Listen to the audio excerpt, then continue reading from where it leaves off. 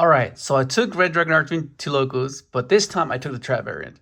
Last weekend I tried to, but I didn't get the cards I needed, which is the Karma Cannon. I was able to get a hold of some for this event, and it worked out exactly how I hoped. Because that card is so important for the deck, especially the way it's built, because of the floodgates you play. But I want to preface something before we start the video, because I made a mistake with a deck list, and I'm so glad it happened, because before the event, as I was constructing the list, I was contemplating whether to play Rivalry or Gozen in the main deck. And I ultimately decided to not play it. I know what it's capable of doing, and I know how I can shift certain matches because of them, but I didn't feel comfortable, so I was like, oh, it's fine. I tested it on a Master Duel, but it wasn't, I don't know, I didn't want to risk it, because I knew that the list prior to that worked perfectly fine. So I was like, okay, it can function without it, so I don't need it. So I packed up my deck, I rushed to logos, and round 1 starts. And as I'm looking through my deck with Crimson Gaia, I forget that I left those cards in here, the Rivalry and the Gozen. So I was like, oh my god, he's serious. And I couldn't just say, oh, let me take these out. These are not meant to be in here. That sounds a bit sus. No, that's been so sus. No way. So I was like, oh, what the hell? Let's just go. Let's see what it can do. Maybe it'll be highly beneficial. But I'm so glad I left them in there because they help so much. It was insane. So there was 5 rounds of Swiss. Round 1 was versus Ritual Beast. That was a draw, 1-1. Round 2 was Tier Lightsworn, Horus. That was a draw, but I should have won that because I completely forgot that I can use Crime on their turn. And I could have burned them for 400. And I was like, oh my god, I forgot about that. So that's annoying. But either way, it's fine. So round 3, I go up against Fire King Snake Guy. I lose the dice roll. I lost every dice roll. I only won 1 dice roll, which says a lot for the deck, right? I lost a dice roll. It goes 2-1. Round 4, lose dice roll again against Runic Sprite. That matchup, oh my god.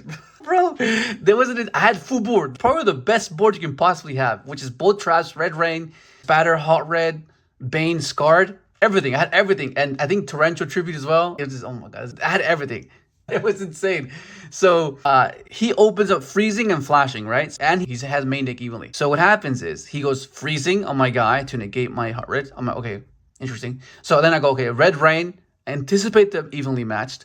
So I banish everything but Bane and Dispatter. So then on Resolution, because we're in battle phase, on Resolution, I activate Red Zone, revive my Hot Red, and then he goes, okay, I go Flashing to pop it.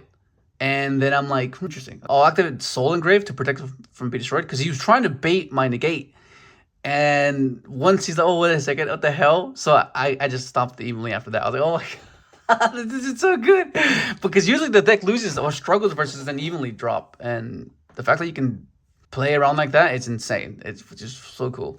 And then round 5 was against Cash Snake Eye. That was just devastating. The first dice roll I win in Swiss, I do full board. My last action is Prosperity, reveal Skill Drain. The other cards didn't matter. I just grabbed Skill Drain, set 3, pass. It's over. And then game 2. I have evenly, and it's just a wrap. It's just no way. And then top 8, it's Vanquish Soul. Oh my goodness. Game 3, I go first. Drop Shifter, it should be okay. I end up on Void Ogre 3 sets. So it's Torrential, Daruma, and Rivalry. But time is approaching, and it was, oh god, the Shifter. The Shifter, oh my goodness. Oh, the Shifter. Annoying, but anyways, I get knocked out top 8. But nonetheless, the deck functioned pretty well. I really like how it drew. I didn't brick. Everything just you played Yugioh. It's interactive. It's so cool. All right, let's get straight into the deck profile. So first off, you have your triple Soul Resonator, the searcher of the deck, and it's Bailing's like effect from the graveyard to protect your card from being destroyed. As long as you control Red Dragon Archfiend or a Synchro that mentioned it, you can protect your card. So it's good against Lightning Storm. It's good against Princess, which is huge. We got 2 Vision. Depending on playing 3, because sometimes when you get into the grind game, it does come up sometimes. Where, because you only play 2, it's because 1, you send off Foolish or you send off Bone to search Gaia. The other one, you summon off Crimson Resonator. But there are times where like they get rid of your Gaia, and you're like, oh crap, I could summon Bone, but I won't get anything because I don't have a third one. So maybe, but I guess two's fine. I guess two's fine. Crimson Resonator, and of course your Synchro Resonator. You don't need to play more than this. It's just one's fine. There's so many ways to search it. You don't always have to do that line as well. You can be conservative and not have to use that, but it's just there because you can. But as I mentioned in the past video, this is the weak point, right? This is the weak point. If they stop this and you don't have access to your non-tuners, you're in trouble because you might just pass, right? So that's why you max out your bone. That's why you max out your Red Lotus King Flame Crime. So this is a new card that we just got. It makes this deck have a decent one-card combo, which is insane, which is Hall Red and Red Rain. But it's primarily there to anticipate an interaction on him being negated, right? So you summon, effect, negated, that was fine, special. And then climb into Red Rising, get access to your Red Rain, go into Hot Red, and at the very least, set 3-4 traps. It's pretty cool. But something that I want to bump this up to 3 is because of the times where they go negate, special, goes Red Rising, effect, revive, negate, special, and go into Scarred, search Gaia, search for the Golem, or search for the Red Zone, and at least have that, right? Because you're trading for that at that point. And once you get to your Gaia and your Red Zone and your Red Dragon Archfiend, you've established attrition, right? Because you can revive any top deck can get you back into the game because you just go anything crash, revive your RDA, attack. But I'm not sure if that warrants it, but it's something that I've been thinking about because it does come up. Especially if you're Uvaloop, this card's amazing because of the things you can do with Red Zone. Red Zone is one of the best cards of the deck. This helps you do some neat things, like it's depending on the Nibiru drop on your Dispatter and your Hall Red. You can hold this off and not use this, yeah. So you can go, okay, banish your Dispatter, banish your Hot Red, either or whichever one you feel like will benefit the most in that particular matchup. Gaia search Red Zone, and then Red Zone will then revive your Hot Red or your Dispatter, whichever one you feel is appropriate for that time. This card is so good in what it does. It's so good. Gives you anything you want, gives you your trap, gets you a monster, gets you an extender, just another Rhoda for the deck. You want, because you have so many one-card combos, right?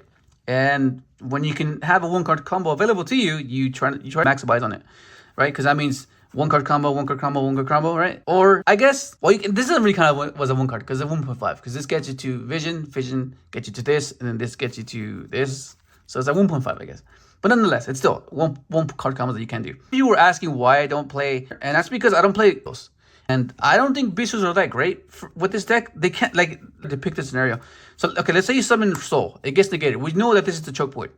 Okay, now best Bistio, which is Lubellion, right? You got Lubellion effect, or Sarnier, or Magnamut, whichever one you prefer. If you're playing Beast, you go Sarnier, because then you dump the Regained, and then you Beast, and place Regained, right?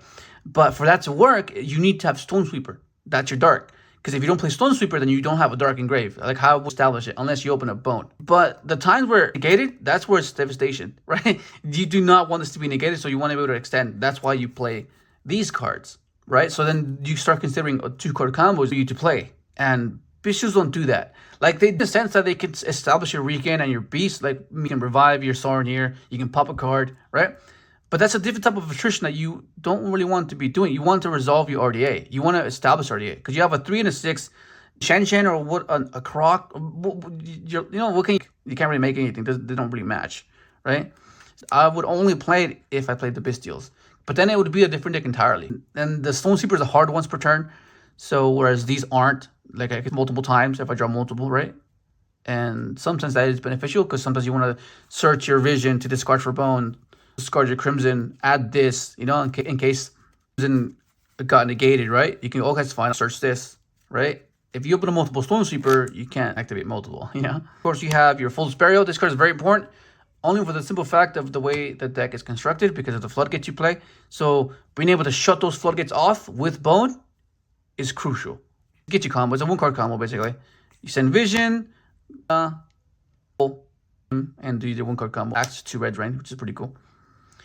And, of course, you play your tactics for when they do stop your searching, interact with you.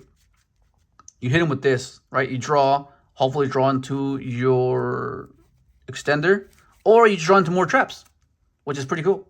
Because right now, everyone's on hand traps, so them having Mourner, Veiler, Imperm, Ash, right? You're pretty irrelevant when you set 4, right? 4, okay, those hunters, they can do much because they don't really destroy your resources, which is what you benefit from because you get to sync with them still. If they destroy it, that's a different story because spot removal is very devastating.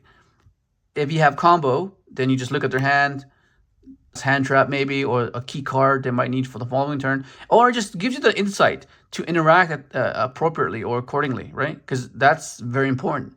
where you know, okay, I don't have to use this yet. I don't have to use that yet because I know you have this, right? So there's only one random variable to account for, and you can kind of anticipate based on the way they sequence their turn, right?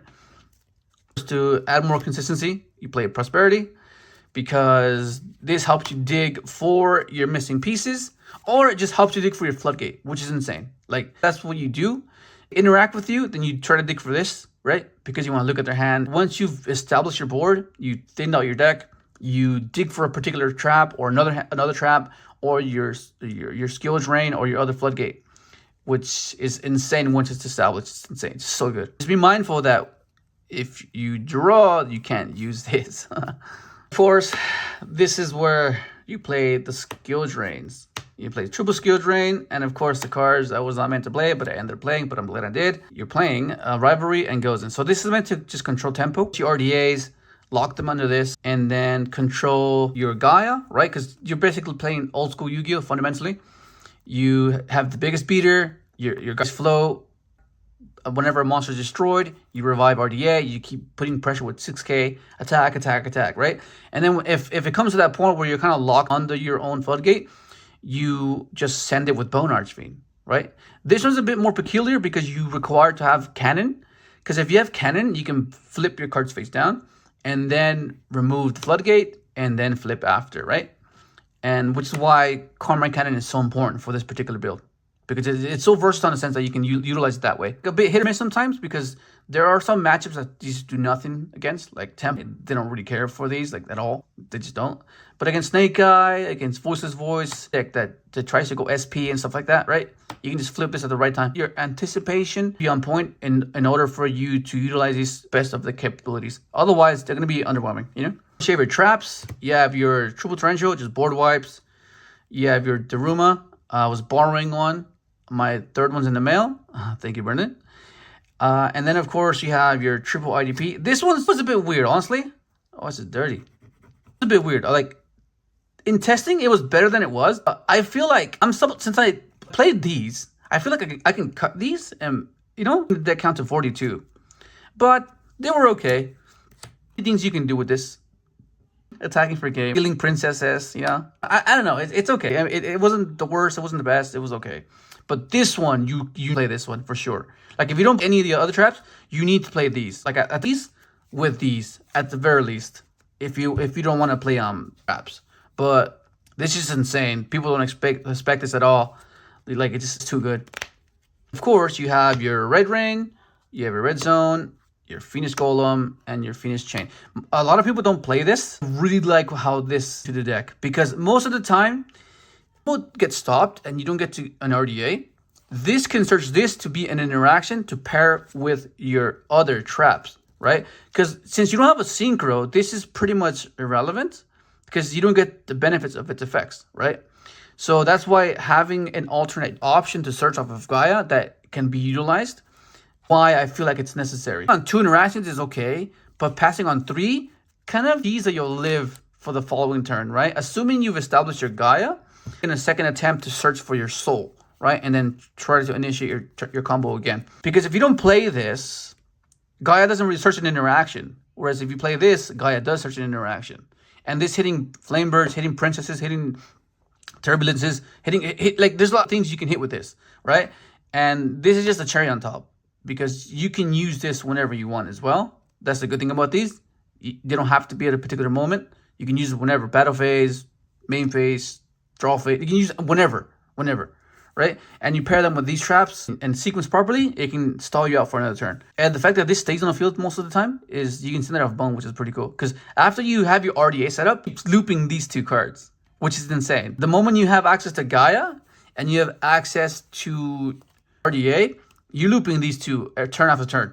And that's the style of attrition that this deck has, which is really nice. This one was good all day. Oh my god, this card's insane, man. This card's so good. So keep in mind that one of the game plans as well is estimating with your red zone, because then you can just pop cards. Like against like a spell trap heavy deck, utilize that to like crack the game. This punishes that situation because you can just pop a card, pop a back row, pop a, you know, with the RDAs on field and this, it's just like. First, you have your side deck. You have your triple evenly, just for you going second, because you do want to be able to go second with other than just your traps. Your D barriers and your fusion deck, ritual deck, you know. Full I was borrowing one. My third one is in my Edison deck. Borrow one. Thank you, Brendan. Just protect your floodgates, protect your setup, you know. And then of course you have anti-spell, another, it's at 1, so like it's pretty good. And then you have your harpies, you have your storm, and of course you have your dark ruler, because you can crack a board. Just put everything face down, attack, stuff, and you're good to go. But the side deck is very subjective. You can change however you feel. Of course, you have your extra deck. You have your Calamity. This was only there because I didn't want to like be Tempai, be oppressed by their battle phase effects. So I was like, well, if they're passing on just like a set pass or something, I want to be able to just go make Calamity after I've already established my setup. Make sure that it nullifies everything and just attack them for game. That's no reason it's there. Double Dispatter. Yeah, red.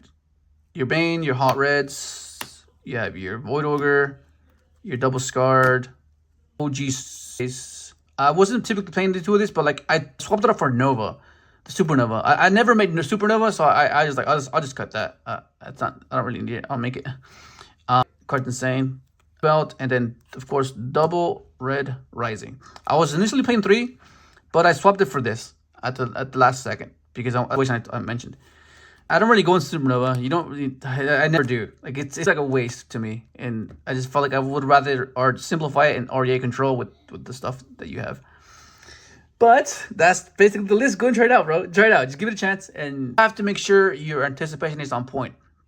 Anticipation isn't on point, these are going to be so underwhelming, and you're going to be like, oh no, these suck. But you have to anticipate correctly. You have to wait for the right time. So just keep that in mind. Okay? If you enjoyed the video, let's subscribe, have it, and thanks for watching.